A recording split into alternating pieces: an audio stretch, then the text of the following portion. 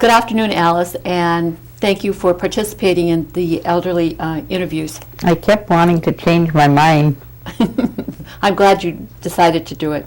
We're going to start off by If I had to walk here, I wouldn't have came. I'm sure. I probably wouldn't have either. I'm going to ask you what your full name is, and I want you to tell me and then spell it as you write it out, and then the date that you were born and where you were born.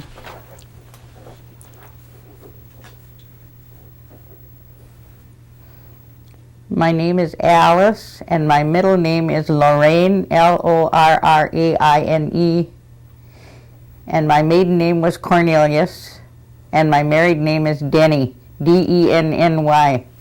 My mother's first name was Alice, and she gave me that name, and I never liked it.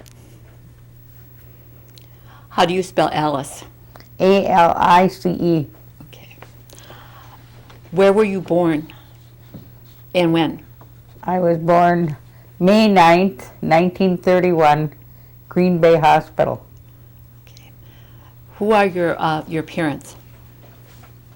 My mother was Alice, and my father went by the name Joe, and sometimes he went by, when he had to sign important papers, it was Julius Joe. Julius, Julius. I don't think most people didn't know him by that name. They all called him Joe. Joe Cornelius. Okay. And your mom's name? My mother's maiden name was King, but she never went by that name really. She went by the name Cornelius. But my sister had engraved on her monument Alice King Cornelius, and I said I don't know why she did that. Okay. Do you remember your grandparents at all? I remember my mother's side of the family, my grandmother, Electa Baird. And how about Grandpa? No. No.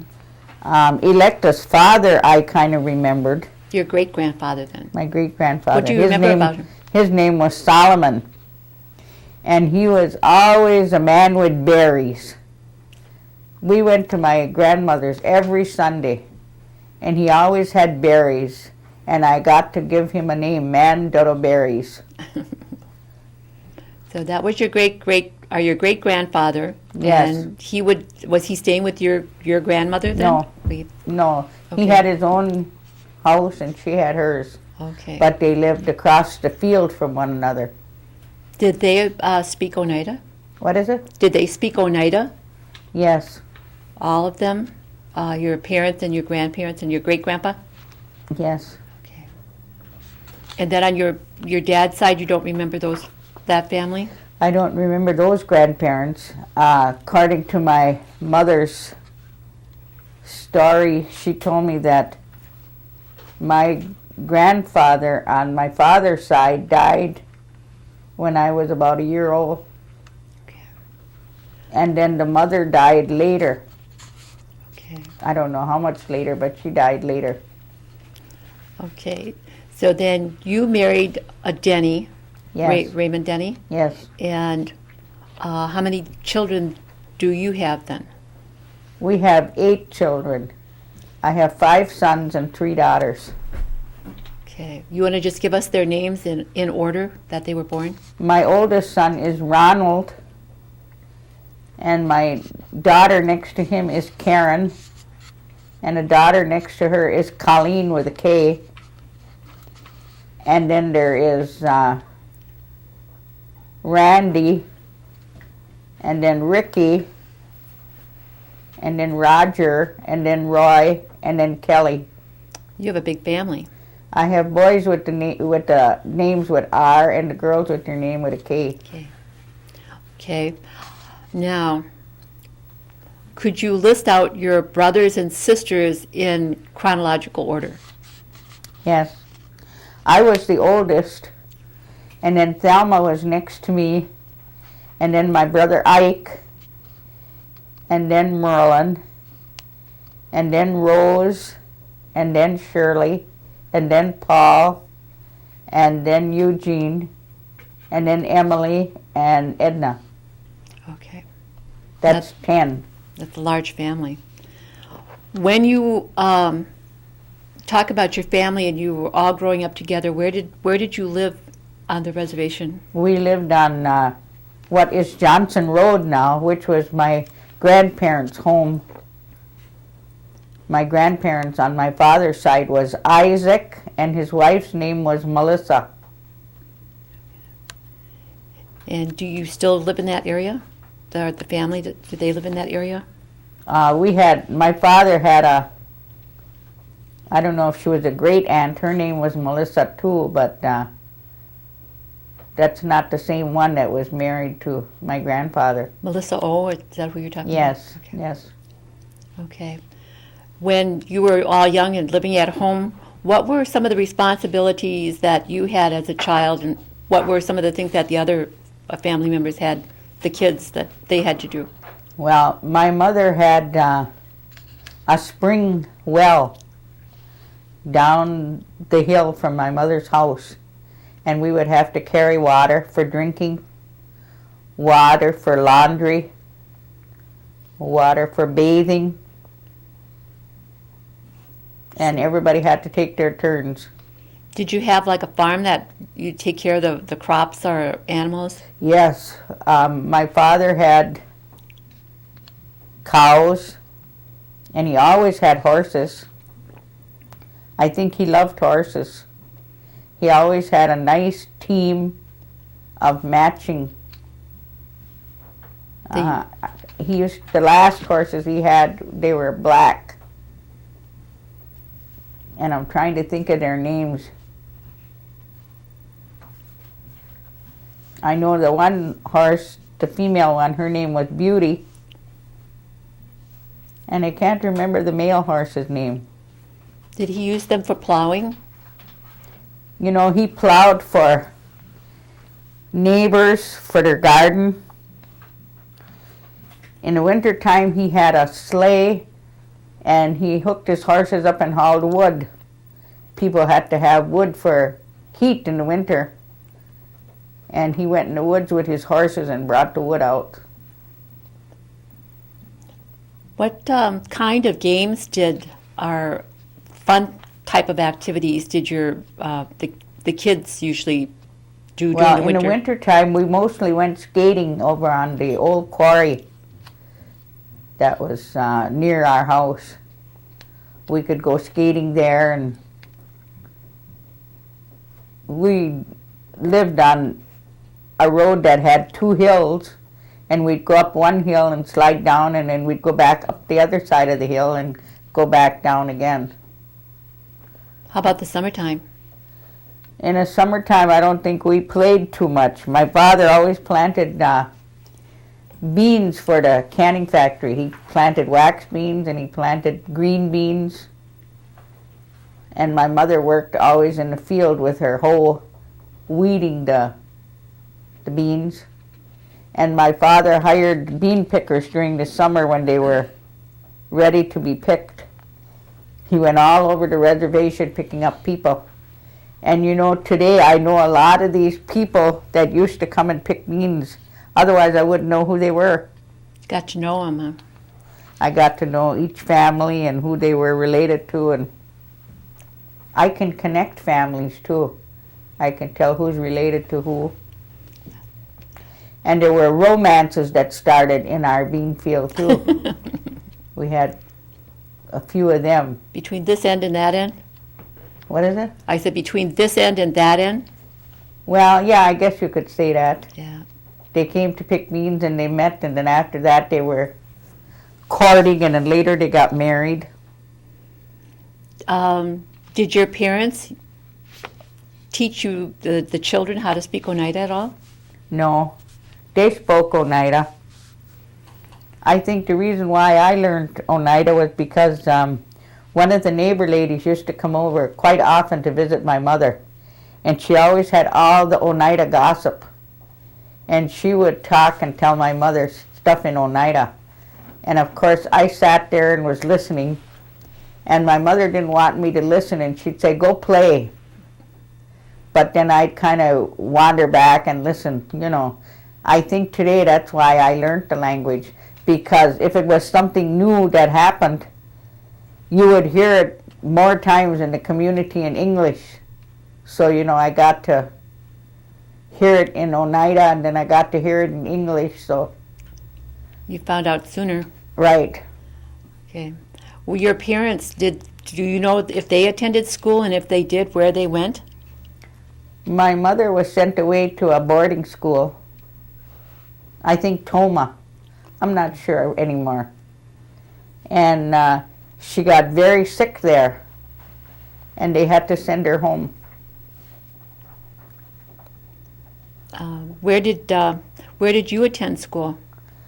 I attended a public school on County Road E near Freedom.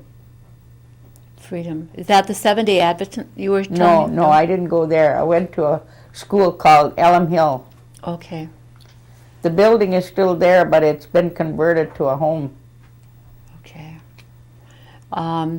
So when you attended school, you went all through grade school at Elm Hill? Yes. And then where did you go from there for high school? I went to Green Bay to East High School.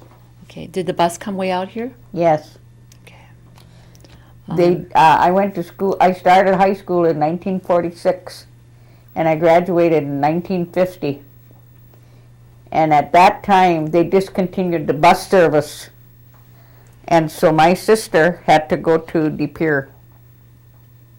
It became a different school district.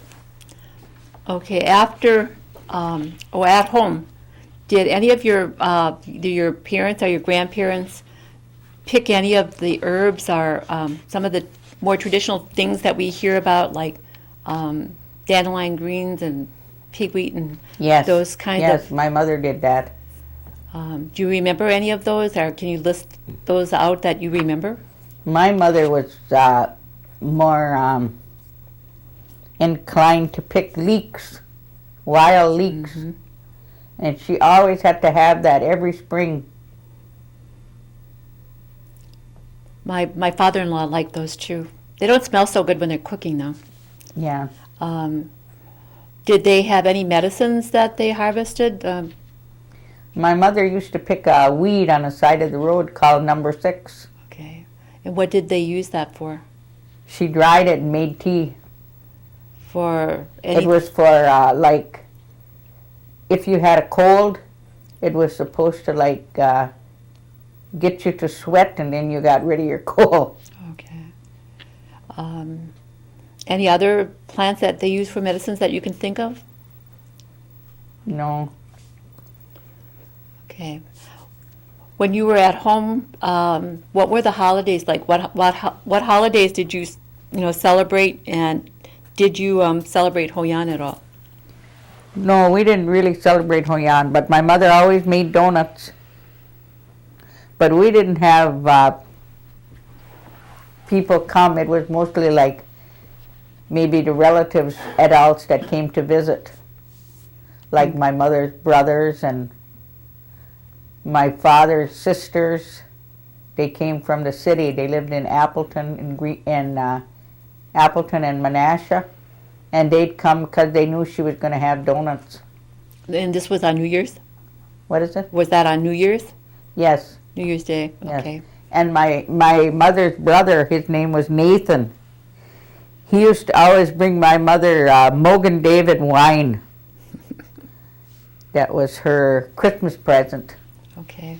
So how did you celebrate Christmas? Christmas was not like everybody else's normal Christmas. My father kept telling us there's no such thing as Santa Claus.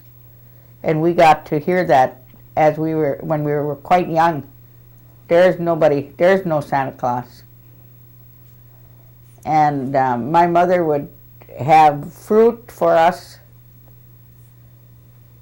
and my father liked peanuts, and she would have peanuts and mixed nuts for us for Christmas. But we never had a lot of presents or anything like that. My father's sister lived in Menasha, and she used to always come with presents. And every year we got the same thing, and we got to always say, stockings and bloomers. We were all getting stockings and bloomers. It was kind of a joke to us, you know. Yeah. Now, I know you're Episcopalian. Were you always an Episcopalian? Well, you know, that's the funny thing I never understood. My father went to the Methodist church and my mother went to the Episcopal church. And my father would take us to the Methodist church when we were little. Reverend Wenberg was the minister there, and he used to stop by our house and he'd say, "Joe, you bring those kids to church." So my father would take us to church maybe the next Sunday. And I grew up liking the Methodist church because it was so simple. But then when I got to be old enough, like maybe 10, 11, 12, my mother had us take instructions at the Episcopal church. And you probably were confirmed here then. Yes, Okay. yes. Did you sing in the choir with the ladies that had the choir going? Yes, Thelma and I started singing in the choir, I think, when I was 12, and Thelma was probably 9. And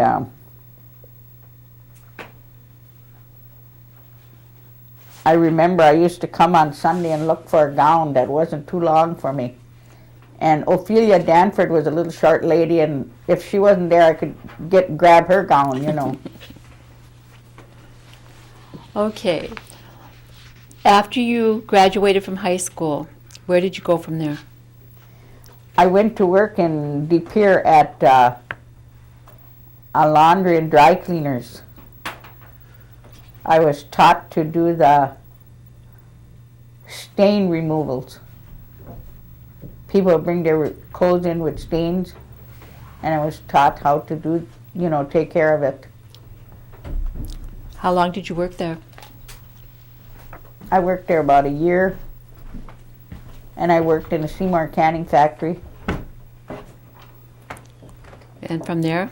My husband was a cook at the Seymour canning factory. He did all their canning. And I met him there, but nothing came of it.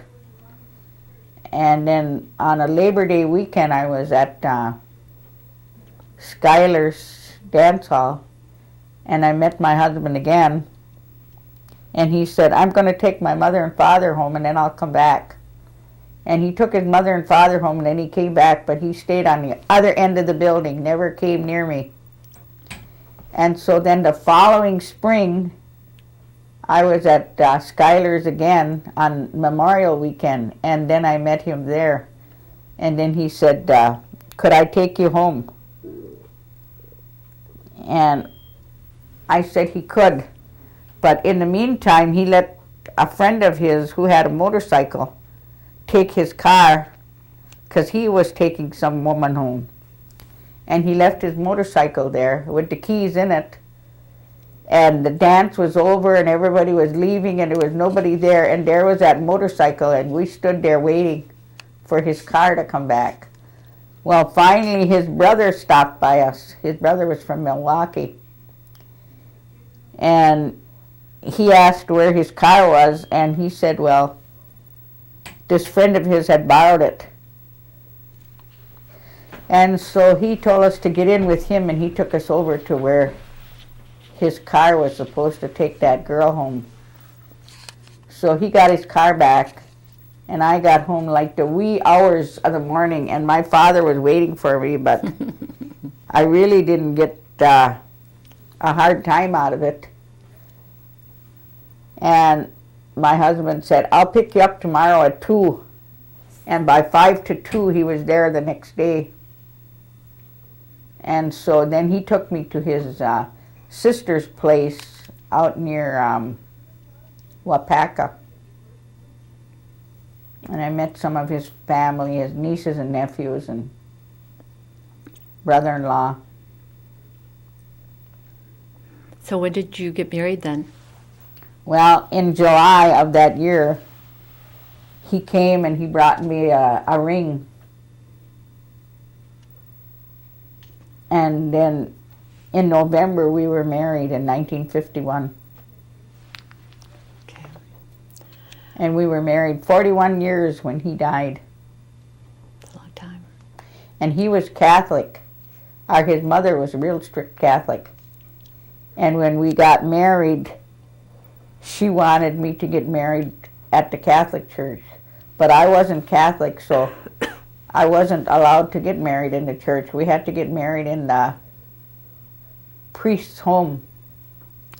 And I was active in my church here, and we had our supper at the parish hall, and Father Christian was our priest then, and he came to eat because I invited him, but he never was really happy because I didn't get married here at the church. He let me know that different times, you know. I'm sure he did. Okay. Do you remember if your parents were ever active in any of the tribal government? Like, you know, they'd have various meetings or... Well, my father's aunt, that Melissa O, she always wanted to be involved, and so she would come over, walk over to my father's and ask him to take her. So then, you know, she could be there, and so he went with her.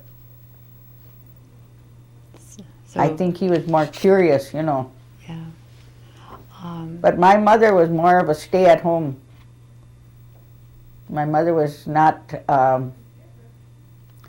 too outgoing.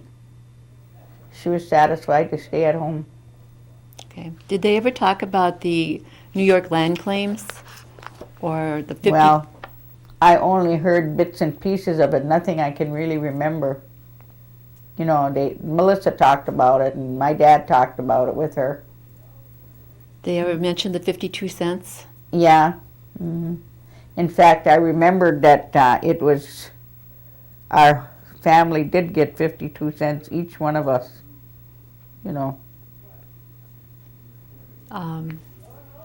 Do you participate in any of the tribal government functions? Like, do you vote during the tribal Yes, elections? yes. Good.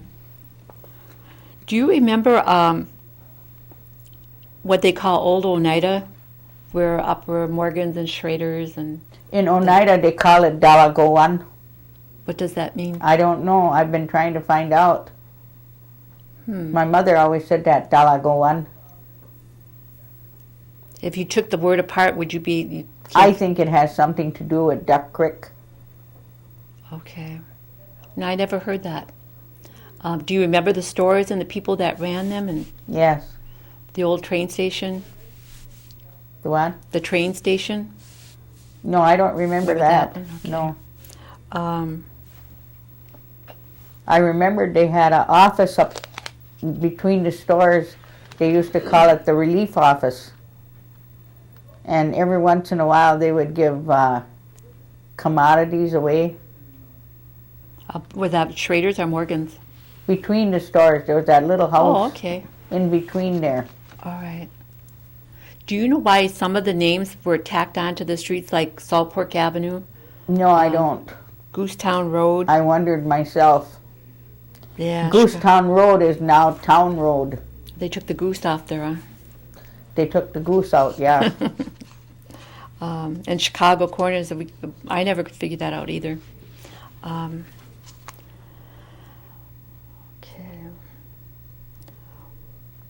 When we talked about the activities that you were involved in at home, everybody had something that they had to do to stay busy.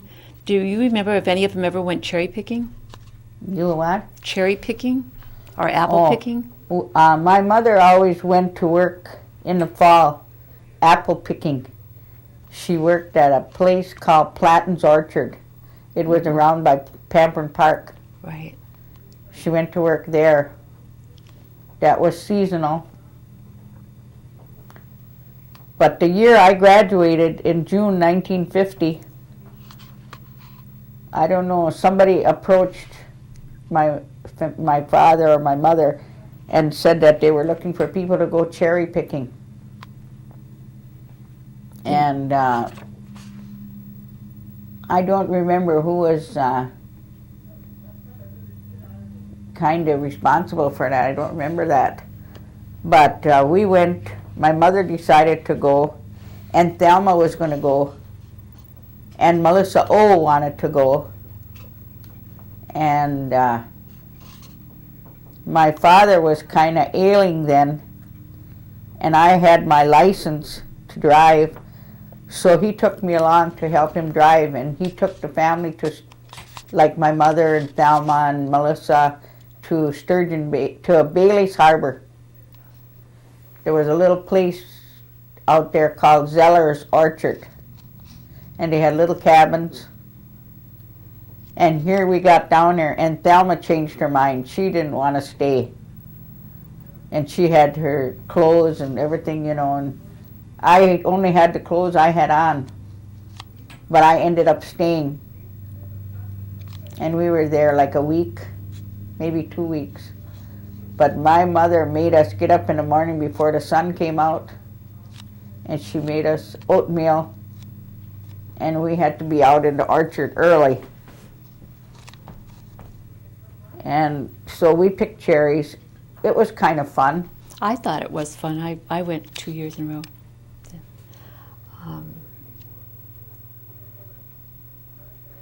You mentioned Melissa O. Now, what do you remember about her? If you could just give me a kind of a little brief picture. She was an old maid, I guess you would call her. She never married. She lived alone. She had a nice house. She kept it painted, and she kept her lawn real nice. She was real strict about her flowers and stuff like that. But she never would stay home. She would walk to my mother's, I think, every day or every other day. And then she'd stay overnight. And she'd go over to my father's brother, which would be my uncle. She went over to their place, and she'd stay over there. She'd go back and forth. Okay. And I knew she'd go to Irene Moore's, and she'd stay overnight there, and she'd go to Minnie Ellum's, and she'd stay overnight there. She stayed overnight different places.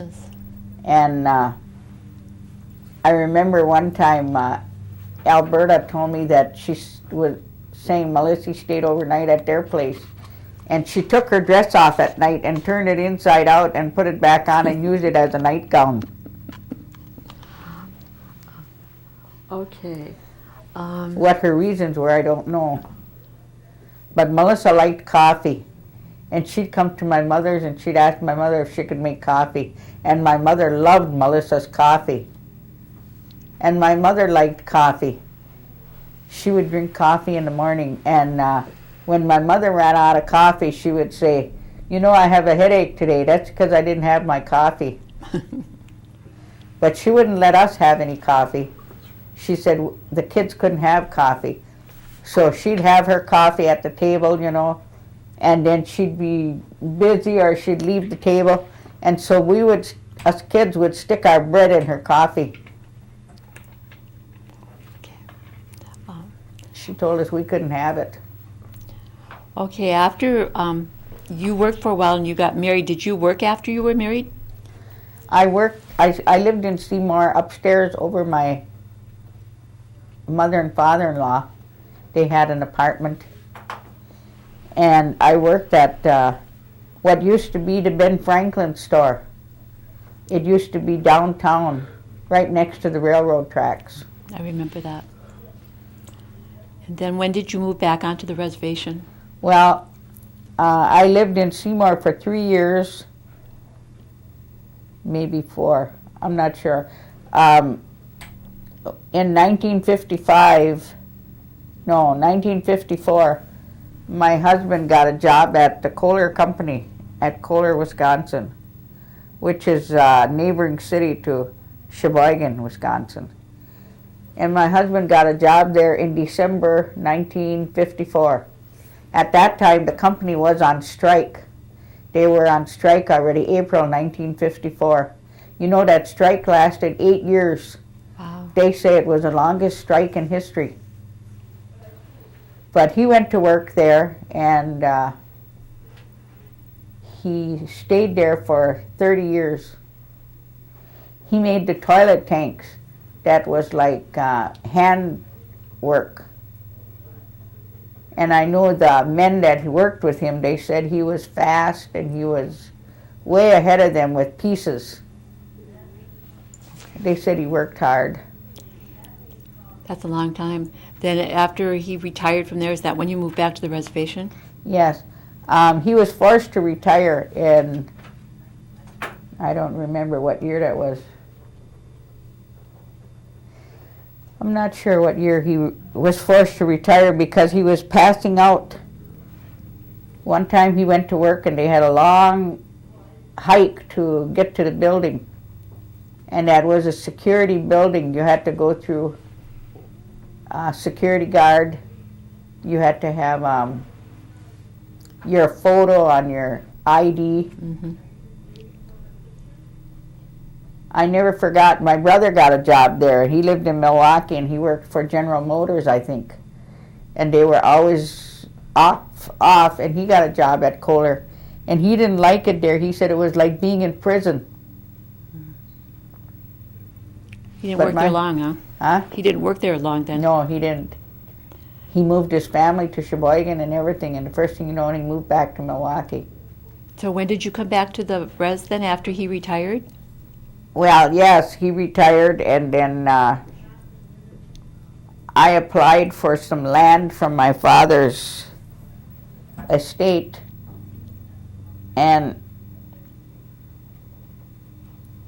I was granted the land, and then we had to do something with it in 3 years, or they would remove us, or they wouldn't let us keep it. So we had it perked, and it didn't perk, so we kind of gave up. So then I applied for some mobile home grant, and I would call every so often and find out how that was coming. And finally in May 1985, I called the mobile home grant, and they said we would be able to go and find a mobile home. And then I called Oneida Land Office, and they said, no, not Oneida Land Office, Oneida Housing, and they said they had a home they wanted us to come and look at. So we took the home that was ready to move in instead of going through this other deal. And I'm still at that home. Okay. What do you do for fun today? What kind of activities? I know you sell things. You've had a couple trips on. I joined a company that was involved in party plan sales in 1978. And in August 1978, I had ear surgery. I've had several ear surgeries. In fact, I can't hear anything without my hearing aid. I have 2 hearing aids. And I was in the hospital when the package came, and my husband said, "What did you order?" He said, "There was a big package came." And I said, "Oh, that must be the samples that they were going to send me." Well, I came home, and there that box sat in my living room, and I would just look at it across the room. But I just couldn't get interested enough to open it. Finally, in September 1978, I finally opened that package, and I found merchandise in there, and I found paperwork in there, and I just kind of studied the paperwork and figured out what I had to do. Well, then I sold for 1 month, and I sold $2,000. And the company thought that was just great. So in the spring of 1979, they called me on the phone and said that they were having a banquet at Marengo, Illinois. Could I attend, me and my husband? And I said, "I don't even know where that is." I said, I didn't think we would go. She said, "I'll call you tomorrow, check and find out, you know." So she called the next day, and I said, "No, we can't go there." So then they sent me a letter and said that they arranged a banquet at Fond du Lac. Could we go there? And I said, yeah, we could go there. So they arranged a banquet there, and I went to the banquet, and we got there early, and I met the girls from New York before the dinner. And we got to the dinner, and there was only about 6 of us there. And she said, we have to give an award tonight. And they gave me a corsage, and they gave me a trophy, and they gave me a rhinestone tiara. And they honored me for having $2,000 in sales for just a month. And when we left, my husband said, gee, that seems like a good company. I wonder what you really could do with it. So in 1979, the company sent me a notice and said that they would pay for a booth at the fair if I would be interested. So I had a booth at the fair in 1979 in Sheboygan County, which their fairground is at Plymouth, Wisconsin. So I had a booth there, and what I had to do was talk to people and hire people, interview people, recruit them, and also book parties. So that year I sold $12,000. And so in 1980 they had a trip to Hawaii, and I won that trip for 2 of us. And we went in the end of April to Hawaii for 1 week. And while in Hawaii, before I went to Hawaii, I went to a handicap conference in Chicago, and we sat for dinner, and I sat next to some native girls, and I said, I'm going to Hawaii at the end of the month. And that one girl said, I have a cousin there, or a sister there. And I said, oh, could you give me her name and address and phone number, and I'll call her? So she did, and I got to Hawaii like on a Saturday night at our motel, and I called this woman, and this woman came right over to the hotel and met us, and then she offered to take us every day to tour the city with her car. So every morning she would pick us up and take us around and show us, you know, different areas. We went to the sugarcane fields, and we went to a flea market, and we went to a real windy high air cliff area. Anyway, she was so good to us, and she wanted to buy us dinner. And I said, no, we're buying your dinner. Well, then we had to leave on Saturday, and we let the people know that we were with, that we would meet them at the airport. So this woman invited us to her home, and we met her husband and her husband's cousin, and they treated us to, he was cooking fish outside on the grill, and he invited us, and we ate there, and then we were done eating that, and then they said, supper's ready, come on in. And I thought that was our supper. So we went in, and then they took us to some hangout that they go to. They took us there. It was like a restaurant with drinks too.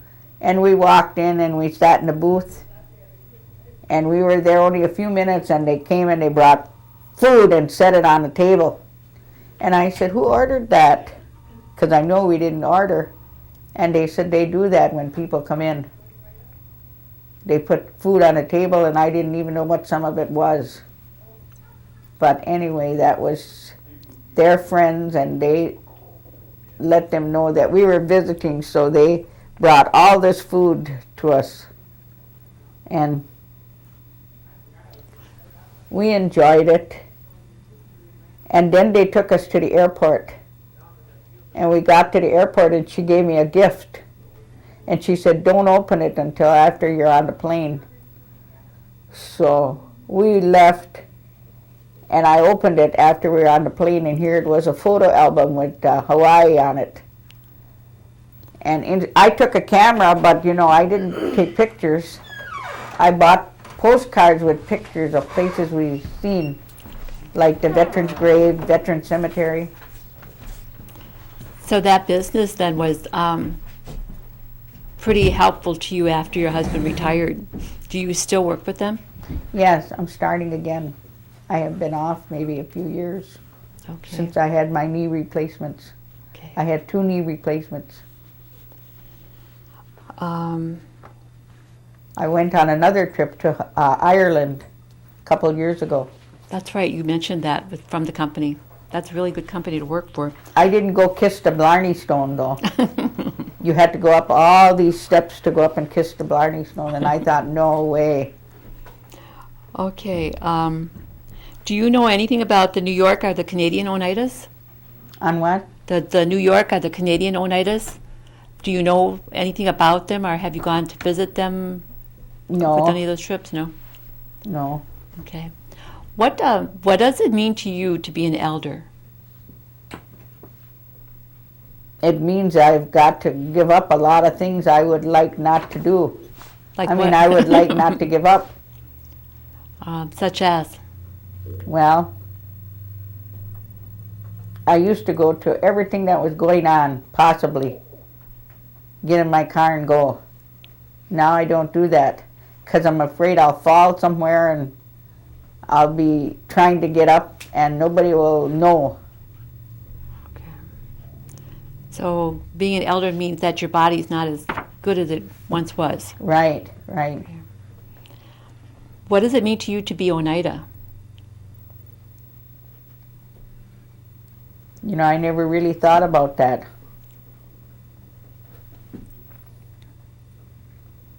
Kind of a tough one.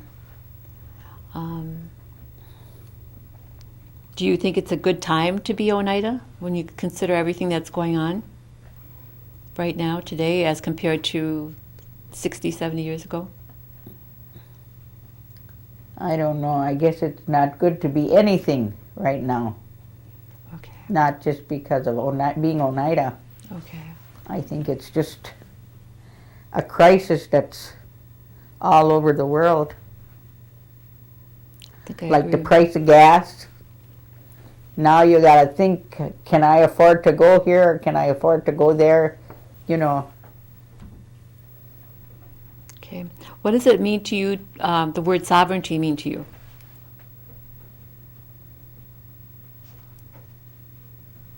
sometimes I think that it's like an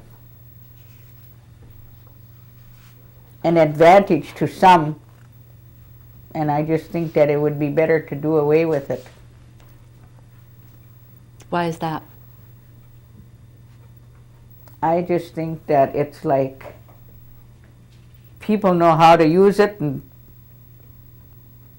do it, you know. Okay. When your children, your grandchildren look at the video, or anybody else for that matter, what is a message that you would like to leave with them for the future? Well, I'm sorry to say that my family is kind of divided right now. I said I have 8 children, but I said a couple of weeks ago, but I only have 2 sons because they're the ones that help me and do things for me.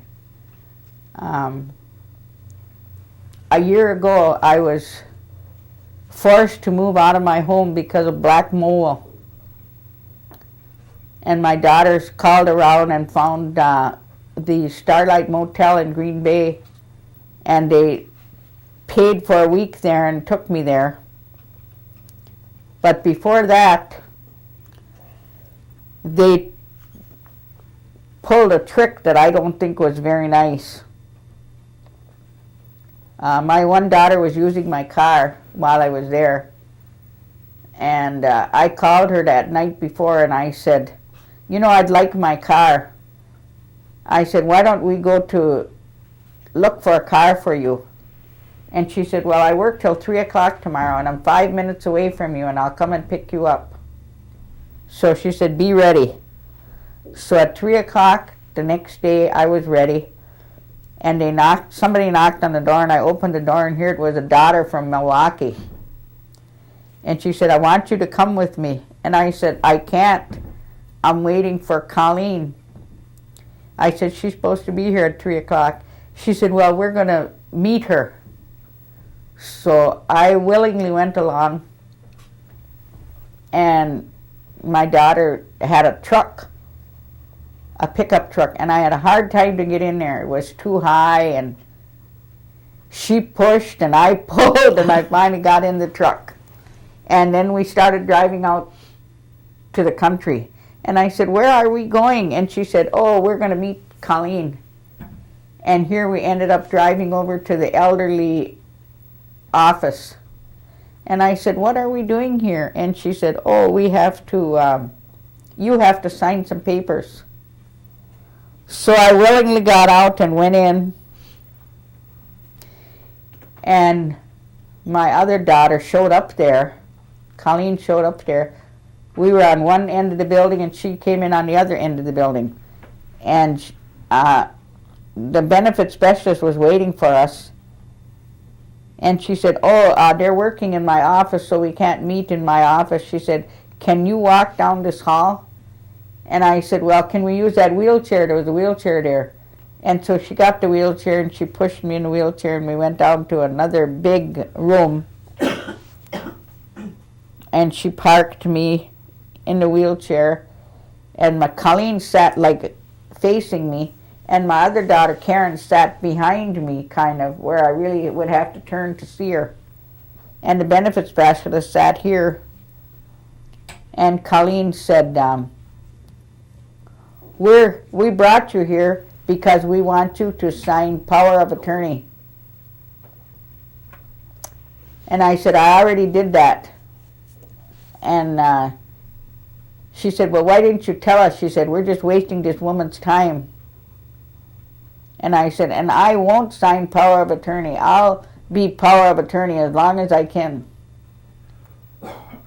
So I think they had in mind, my one daughter lived in Milwaukee, and she had a tavern, and she sold her tavern, and she was trying to buy a house out here in Oneida. And she signed up for a couple of them, and she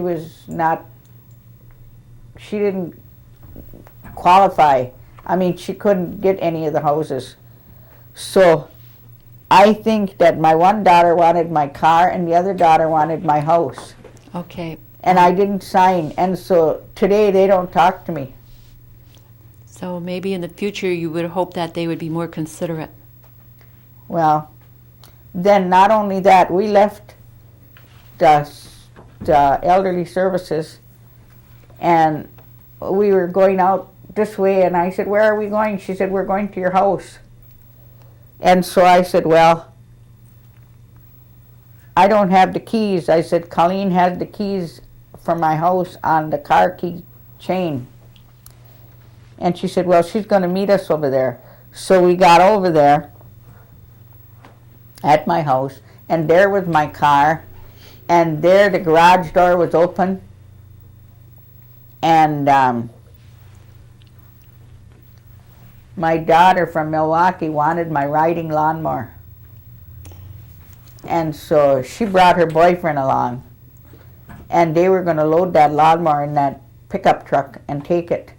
And I didn't like that, so I said, well, I'll go over and see if I can get Ricky. And I had extra keys to my car, so I walked over to my car, used my extra keys, and drove my car out of there. Okay. And I went by Ricky, and Ricky said, I'm leaving for work. I can't do anything right now. Okay. So I just took my car and went back to the motel, and I kept thinking, well, I suppose they'll come and get it. She's got a key, they'll come and get the car. The next morning the car was still there. But they took my lawnmower and they took my computer. Well, and I filed a complaint with Oneida Police, and my daughter in Milwaukee finally responded and came to see him, and she said, I agreed to that she could take my lawnmower and my computer, and I didn't agree to it. We're running short on our time here, so I'm gonna kind of close it up. And for other generations that are coming forward, is there any kind of advice you'd like to give them? Like maybe treat your parents nicely or No, I can't think of anything. nothing? Okay. I'll probably think of it later. Well, you won't be on the tape, but that's okay. Is there anything that I'm missing, guys? Not that I'm aware of. Well, I couldn't believe that my daughters tricked me like that. I can't either. And I can't forget that. I guess Where- the only thing was there any legends or stories that you remembered? Oh yeah, remember we were talking about the ghost stories? When I was by Yeah. your house that day? Yeah. Are there any ghost stories or witch stories that stand out in your mind that you'd like to share? Right at this minute, no. No? I think we've pretty much gone over all the questions that are on here. What do you think? Okay, Alan will hook her